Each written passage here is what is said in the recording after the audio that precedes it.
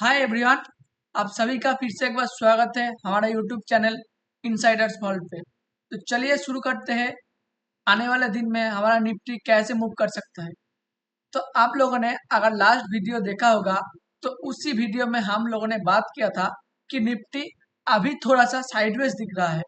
तो उसी हिसाब से आप लोग अगर देखोगे तो निफ्टी कहीं ना कहीं यहाँ पर 1 से 2 वीक एक रेंज पर क्लोज कर दिया। ठीक है। तो अभी के लिए निफ्टी का प्लान ऑफ एक्शन क्या होना चाहिए। तो इससे पहले हम लोग एक बार मानली चार्ट पर चले जाते हैं, क्योंकि कल ही निफ्टी का मानली चार्ट क्लोज कर दिया। तो अगर आप लोग मानली चार्ट पर निफ्टी को देखोगे तो एक बहुत बढ़िया कैंडल क्लोज दिया है। अगर आप लोग इसी कैंडल को इग्नोर करोगे, क्योंकि ये गिफ्ट निफ्टी का चार्ट है, हम लोग निफ्टी का लाइव चार्ट के बारे में अभी नहीं बता सकते, इसीलिए हम लोग आज गिफ्ट निफ्टी का चार्ट पे कुछ एनालिसिस वीडियो रिकॉर्ड करने वाले हैं। ठीक है।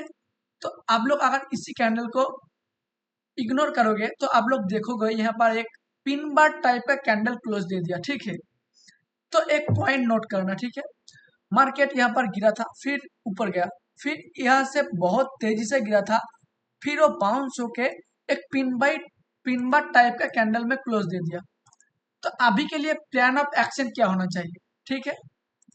तो देखो, निफ्टी इस तरीके का एक कैंडल में क्लोज दे दिया इस मंथ में। तो आने वाले मंथ में क्या हो सकता है, इस कैंडल को अगर आप गौर से नोटिस करोगे तो ये कहीं ना कहीं बुलिश पैटर्न बन चुका है आने वाले दिन के लिए।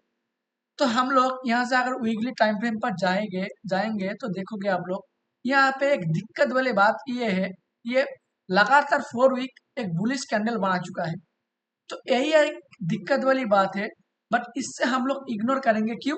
क्योंकि यहाँ पर एक 5-7 दिन का एक पॉज कैंडल बना चुका है डेली टाइम फ्रेम पर। ठीक है। तो अगले दिन में हमारा प्लान ऑफ एक्शन क्या होना चाहिए। अगर आप डेली टाइम फ्रेम पर जाओगे तो डेली टाइम फ्रेम पर देखोगे एक बहुत बढ़िया एक साइडवेज मार्केट जा चुका है। तो इसका मतलब क्या होगा, इसका मतलब हो सकता है आने वाले वीक में हमारा एक ट्रेंडिंग मार्केट हो सकता है। क्यों? क्योंकि यहाँ पर 5-7 दिन एक रेंज पर क्लोज कर दिया। मार्केट में ये हो ही नहीं सकता कि 5-7 दिन एक तरफ रेंज पर चला जाए, फिर अगले वीक भी एक रेंज पर चला जाए। ठीक है। इसके लिए आने वाले वीक में हम लोग एक ट्रेंडी मार्केट के लिए प्लान करेंगे। तो ट्रेंडी मार्केट के लिए हम लोग प्लान ऑफ एक्शन क्या होना चाहिए। तो देखो, यहाँ पर सिंपल एक स्ट्रेटेजी रखते हैं हम लोग बाय और सेल के लिए। आप लोग देखोगे यहाँ पर 24,500 के आसपास एक बहुत बढ़िया रेंज बना दिया, और नीचे की साइड पर 24,200 के आसपास एक रेंज बना दिया। मतलब इससे बीच में अगर मार्केट रहेगा तो हम लोग स्ट्रेडल ट्रायंगल बेचते रहेंगे, कुछ बाइंग करने का कोई जरूरत नहीं है। अगर मार्केट इससे निकल देता है या अपसाइड और फिर डाउन साइड, तो हम लोग एक सिंपल अपसाइड के लिए और एक बाइंग साइड के लिए ट्रेंडी मार्केट के लिए प्लान करेंगे आने वाले वीक में। तो अगर आप लोग एक चीज गौर से नोटिस करोगे, यहाँ पर एक डोजी कैंडल ऊपर के साइड से बना था, फिर एक नीचे साइड से बना था। अगर इस कैंडल को इग्नोर करोगे, क्यों? क्योंकि यहाँ पर आप देखोगे यहाँ पर एक बहुत बढ़िया ट्रेंडी मार्केट था। उसके बाद एक हो सकता है प्रॉफिट बुकिंग हो या हो सकता है कोई डाउन साइड का सिग्नल हो, ये दे चुका है। फिर उसके अगले ही कैंडल में, मतलब अगले ही दिन का कैंडल में ये फिर से ऊपर जाकर उसी रेंज के आसपास क्लोज कर दिया। इसका मतलब बायर यहाँ पर बहुत एक्टिव है मार्केट को ऊपर ले जाने के लिए। इस कैंडल को मैं बात कर रहा हूँ, जो मार्केट नीचे आया था बहुत तेजी से, फिर एक कहीं ना कहीं एक शानदार पैटर्न बनाकर जिस रेंज से सेल हुआ था उसी रेंज के आसपास लाकर ये क्लोज कर दिया अगले दिन में। तो हम लोग अगर सिंपल कुछ चीज नोटिस करेंगे तो आप लोग देखोगे ये एक रेंज है जिसके ऊपर मार्केट नहीं जा पा रहा है। ठीक है। और ये भी एक रेंज है जिसके नीचे मार्केट नहीं क्लोज कर पा रहा है। तो हमारा एक सिंपल एक मोटिव लेकर मार्केट में चलेंगे, एक कंडीशन मार्केट में दे देता हूँ। अगर मार्केट इसी के बीच पर रहेगा तो हम लोग और 100 पॉइंट 150 पॉइंट गैप जाकर, मतलब दूर जाकर ओटीएम का स्ट्रैडल ट्रायंगल शॉर्ट कर देंगे। क्यों? क्योंकि मार्केट हो सकता है और एक रेंज बना चुका सकता है।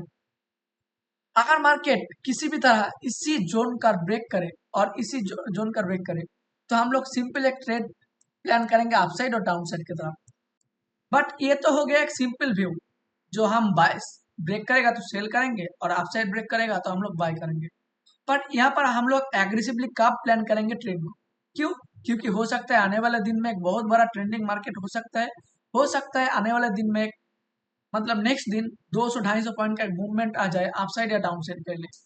बट यहाँ पर एग्रेसिव होंगे हम लोग अप साइड के लिए। क्यों? क्योंकि हम लोग एक बहुत बढ़िया एक पॉइंट डिस्कशन कर लेते हैं, ठीक है। आप लोग देखोगे मार्केट यहाँ पर कहीं ना कहीं एक रेंज बना चुका है, ठीक है। तो हम लोग बोल दिया अगर ये ब्रेक करेगा तो हम लोग बाई करेगा, और अगर ये ब्रेक करेगा तो हम लोग सेल करेंगे नीचे के साइड। तो आप लोग यहाँ पर देखोगे कि रेंज से पहले मार्केट किया था, इस रेंज से पहले मार्केट था बुलिश। मार्केट इसी तरह कहीं ना कहीं मार्केट ऊपर की साइड आया, फिर ये एक रेंज बना चुका है जो रेंज लगभग एक वीक का है, ठीक है। तो इसी तरह का रेंज हुआ तो क्या हुआ, मतलब मार्केट बाइंग था, फिर यहाँ पर कई दिन पॉज लिया। तो पॉज लेने का मतलब क्या होता है, यहाँ पर पॉज लेने का मतलब होता है कहीं ना कहीं बाइंग और बायर्स यहाँ पर एक्यूमुलेट हो रहा है, जो मार्केट को अपसाइड लेकर जाने के लिए तैयार हो रहा है, ठीक है।